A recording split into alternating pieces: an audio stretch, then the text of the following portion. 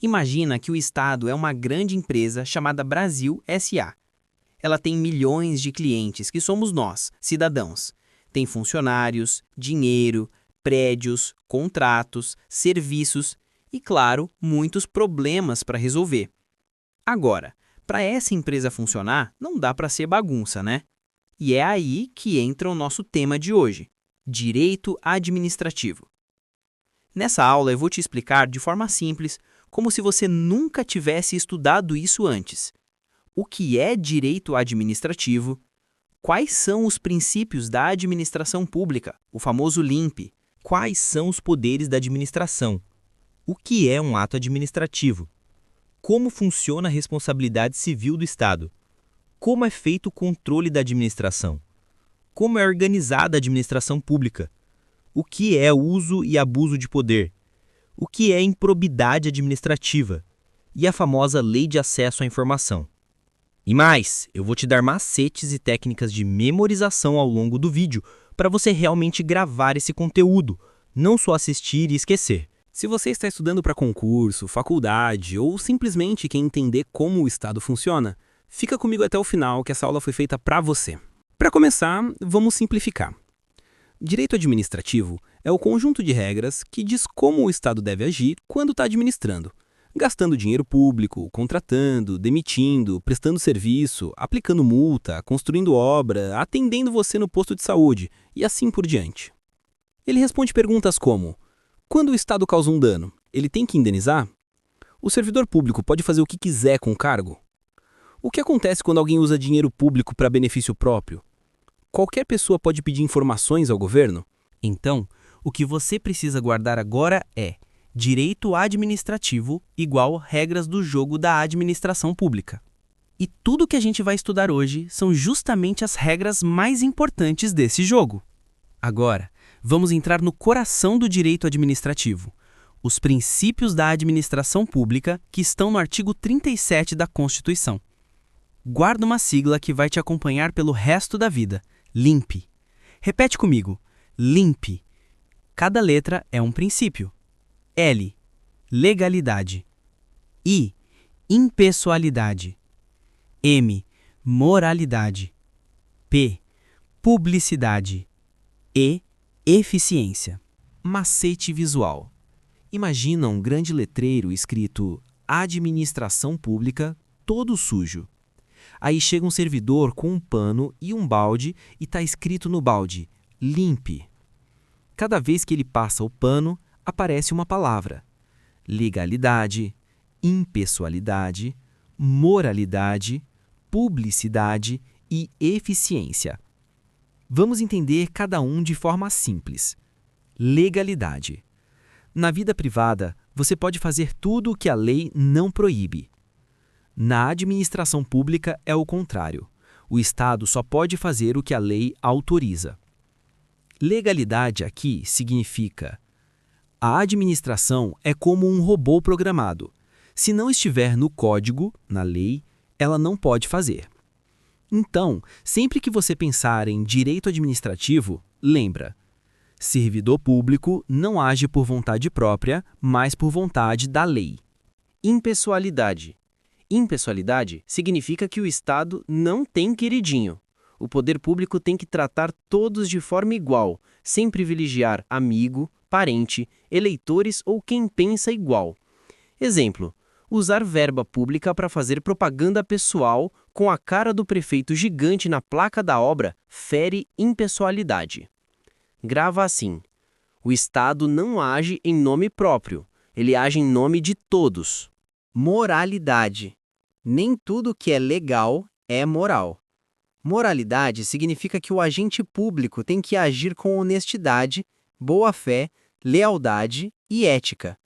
Se o servidor faz algo que a lei permite, mas com uma intenção safada, ele fere a moralidade. Moralidade igual: não basta ser legal, tem que ser decente. Publicidade é a ideia de transparência. Regra geral: o que o Estado faz deve ser divulgado. Atos, gastos, contratos, licitações. Sigilo é exceção, previsto em lei. Publicidade é igual ao cidadão tem o direito de saber o que está sendo feito com o dinheiro dele. Eficiência. Eficiência é o princípio mais recente nessa lista. Ele exige que o Estado seja rápido, econômico e eficaz. Não basta fazer, tem que fazer bem e sem desperdício. Eficiência é igual ao cidadão quer serviço público que funciona, e não só papel assinado. Fixando o LIMP, técnica de memorização. Agora, vamos fixar. Repete comigo em voz alta, de verdade, isso ajuda o cérebro a gravar. Legalidade, impessoalidade, moralidade, publicidade e eficiência.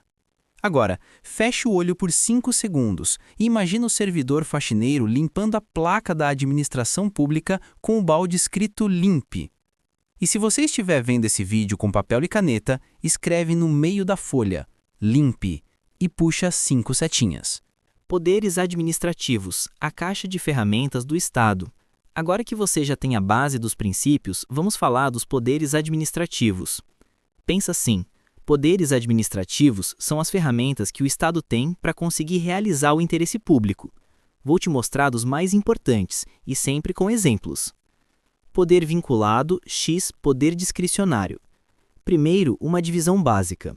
Poder vinculado é quando a lei manda a administração seguir um passo a passo. O servidor não escolhe, ele só cumpre.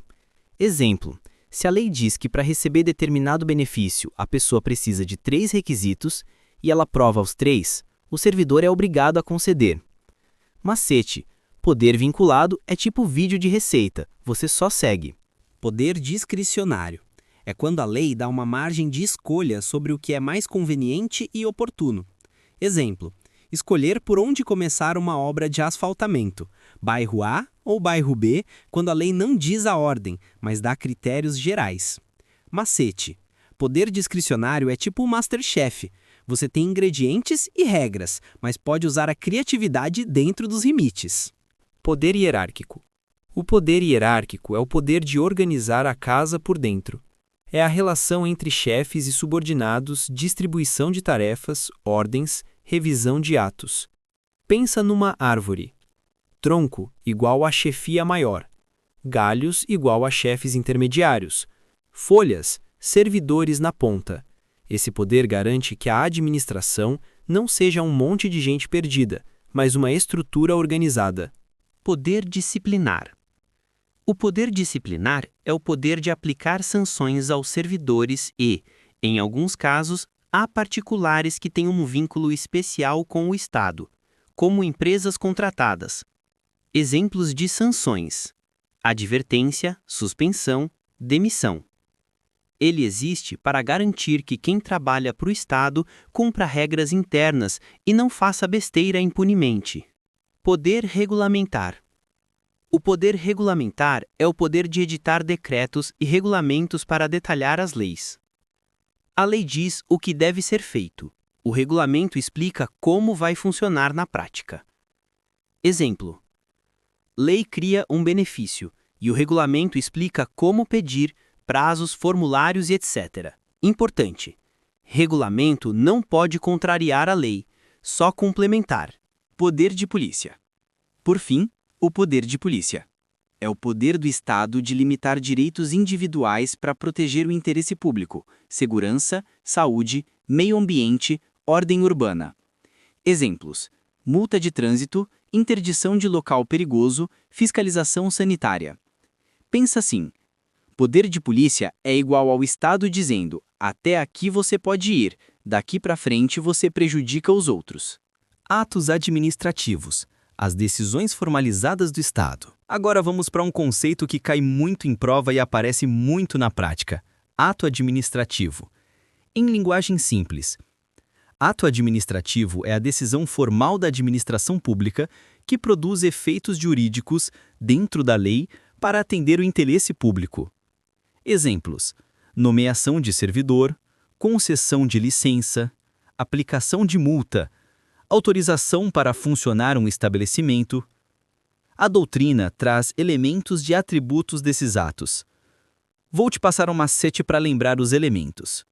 Elementos do ato administrativo. COFFO. Guarda essa sigla. COFFO. Cada letra representa um elemento. C. Competência. Quem pratica o ato tem que ser a autoridade certa. O. Objeto. O conteúdo do ato, o que ele faz, nomear, multar, conceder, autorizar. F. Forma. O modo como o ato se manifesta, geralmente por escrito, com requisitos específicos. F. Finalidade. Sempre o interesse público. O. Motivo. As razões de fato e de direito que levaram ao ato. Macete visual. Imagina um cofre do Estado. Ele só abre se tiver competência, objeto, forma, finalidade e motivo. Atributos do ato administrativo. Algumas características especiais dos atos administrativos. Presunção de legitimidade. A princípio, o ato é considerado válido até prova em contrário. Isso facilita a vida da administração. Ela não precisa provar o tempo todo que fez certo. Imperatividade. O ato pode se impor ao particular mesmo sem ele concordar. Exemplo, multa de trânsito. Autoexecutoriedade. Em certos casos, o próprio Estado pode executar o ato diretamente, sem precisar de ordem judicial prévia. Por exemplo, remover um carro abandonado que está atrapalhando a via. Responsabilidade civil do Estado. Agora vamos falar da famosa responsabilidade civil da administração pública. A ideia é simples. Se o Estado, por meio de seus agentes, causar um dano injusto a alguém, em regra, ele deve indenizar. A Constituição diz que o Estado responde objetivamente pelos danos causados por seus agentes, nessa condição. Objetivamente significa que, em regra, o cidadão não precisa provar culpa do agente. Basta provar que houve um dano, que houve uma conduta, ação ou omissão do Estado, que existe um nexo causal entre a conduta e o dano. Essa é a chamada teoria do risco administrativo. Depois, o Estado pode entrar com ação contra o agente, se ele tiver agido com dolo ou culpa. Exemplo prático. Uma ambulância em serviço, dirigida de forma imprudente, bate em um carro parado corretamente. A vítima pode cobrar do Estado e não precisa discutir diretamente com o motorista. Controle da administração. Quem vigia o Estado? Resposta. Existem vários tipos de controle da administração. Guarda essa classificação: interno, externo, judicial e social. Controle interno é o controle feito dentro do próprio poder. Exemplo: controladorias internas, corregedorias, chefias revisando atos de subordinados. É como uma empresa se auditando por dentro. Controle externo. Em geral, o controle externo é feito pelo Poder Legislativo, com auxílio dos tribunais de contas. Eles fiscalizam as contas do Executivo, analisam licitações, contratos, prestação de contas. É como um revisor de outro poder verificando como o dinheiro público está sendo usado. Controle judicial. O Poder Judiciário também exerce controle, mas com limites. Ele pode anular atos ilegais da administração, mas não pode substituir a administração nas suas escolhas legítimas de conveniência e oportunidade. Ou seja, o juiz pode dizer: isso é ilegal, volte atrás, mas não pode governar no lugar do administrador. Controle social. Esse é o controle exercido por nós, cidadãos, pela imprensa, por ONGs, por conselhos de políticas públicas. Aqui entram denúncias, participação em audiências, uso da lei de acesso à informação, fiscalização pelas redes sociais. Controle social, igual o povo de olho no poder. Organização da administração pública direta e indireta. Agora, vamos ver como a administração pública se organiza. Guarda duas palavrinhas: direta e indireta. Administração direta. A administração direta é formada pelos próprios entes federativos: União, Estados, Distrito Federal, municípios, e pelos órgãos que fazem parte da estrutura deles: ministérios, secretarias, etc. Não tem personalidade jurídica própria. Diferente da do ente, são partes do próprio corpo do Estado. Administração indireta. Já a administração indireta é formada por entidades com personalidade jurídica própria, criadas para desempenhar atividades específicas. Guarda essa sigla. AFES. A. Autarquia. F. Fundação pública. E. Empresa pública. S. Sociedade de economia mista. Macete. A fé do Estado na gestão. AFES. Exemplos: autarquia, INSS. Empresa pública, Caixa Econômica Federal. Sociedade de economia mista, Petrobras. Fundação pública, fundações de pesquisa, cultura, saúde, etc. Uso e abuso do poder. Agora que você já sabe que o Estado tem poderes, vem a pergunta importante: o que é uso legítimo do poder e o que é abuso de poder? Uso legítimo. Uso legítimo é quando a autoridade age dentro da lei, dos princípios e da finalidade pública. Exemplo: aplicar multa conforme as regras, fiscalizar e impor restrições necessárias. Abuso de poder. Abuso de poder é quando a autoridade ultrapassa os limites do poder que recebeu. Ele pode acontecer de duas formas principais. Excesso de poder. A autoridade tem competência, mas exagera na dose, fazendo mais do que podia. Exemplo: uma autoridade aplica uma sanção muito maior e sem previsão para a situação concreta. Desvio de poder ou desvio de finalidade. O ato parece legal por fora, mas por dentro tem uma finalidade errada: perseguição, favorecimento, vingança política. Macete: abuso igual a ou passa do limite, excesso, ou muda a finalidade, desvio. Improbidade administrativa, desonestidade qualificada. Chegamos a um tema muito falado: improbidade administrativa. A lei que trata disso é a Lei 8.429, de 1992, que foi bastante modificada pela Lei 14.230, de 2021. Improbidade é a desonestidade grave no uso do cargo ou dos recursos públicos. É mais do que um erro comum, é uma traição séria aos princípios da administração. Quem pode praticar?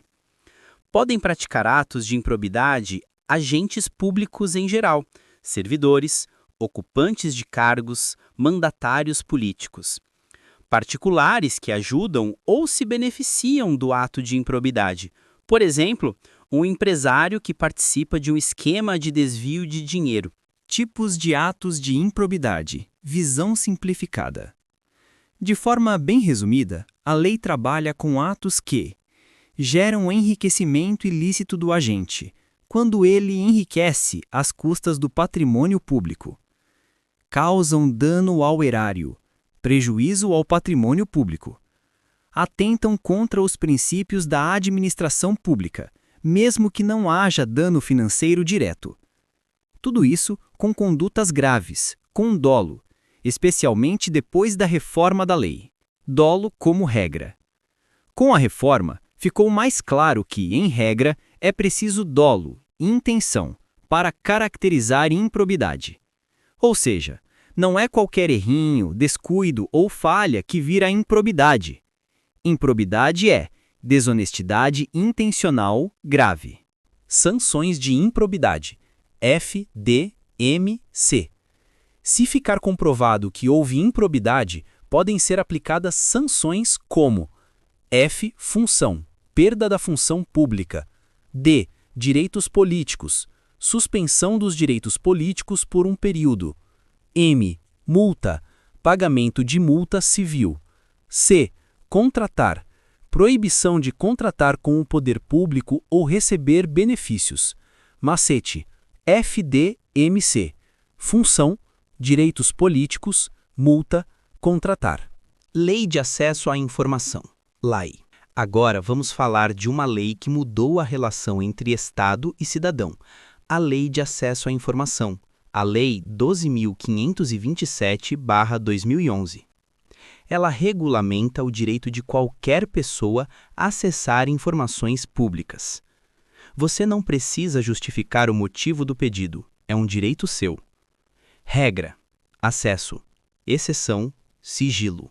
A lógica da lei é: acesso é a regra, sigilo é a exceção. Isso vale para União, Estados, DF e municípios. Executivo, Legislativo e Judiciário. Ministérios públicos e até entidades privadas sem fins lucrativos que recebam dinheiro público para certas atividades. O órgão só pode negar acesso em situações específicas previstas em lei, como questões de segurança, dados pessoais sensíveis, etc. Transparência ativa e passiva. A lei trabalha com dois tipos de transparência. Transparência ativa é quando o órgão já coloca as informações à disposição sem ninguém pedir. Exemplo, portal da transparência, com gastos, salários, contratos. Transparência passiva é quando alguém faz um pedido de informação, presencialmente, por escrito, via sistema eletrônico, ESIC, e o órgão responde no prazo. Macete da lei. Para você lembrar, lei igual a luz na administração e informação. A ideia é justamente jogar luz sobre o que o poder público faz. Se essa aula te ajudou, faz o seguinte: deixa o like, isso mostra para o YouTube que esse conteúdo é importante. Se inscreve no canal para não perder as próximas aulas. Comenta aqui embaixo: quero aula aprofundada sobre... Pode ser princípios, atos administrativos, improbidade, lei. Eu vou pegar os temas mais pedidos e transformar em aulas específicas, com questões de prova e casos práticos. Lembra sempre, direito não é para complicar a sua vida. Direito é para organizar a vida real. Te vejo na próxima aula.